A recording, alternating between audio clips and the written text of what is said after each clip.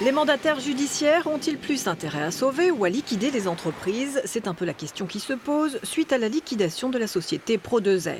Chez le mandataire en charge du dossier, parmi la centaine de salariés de l'entreprise, ce matin, seule une poignée de délégués syndicaux sont venus prendre connaissance de la suite des événements. Spécialisé dans la fourniture de fluides médicaux, Pro2R a sombré à la suite d'un conflit d'actionnaires, mais sa liquidation signifie aujourd'hui chômage. Plus d'une centaine de salariés vont se retrouver au chômage.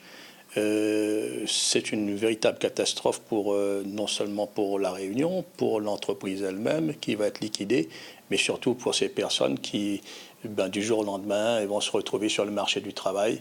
La situation est alarmante, puisque en matière de liquidation judiciaire, on n'est pas loin de la centaine, puisque, à ma connaissance, il y a près de 77 entreprises qui sont liquidées. Pour cette année, à la date de en janvier 2019, à ma connaissance, donc, ce qui augure encore des difficultés pour cette année pour d'autres entreprises.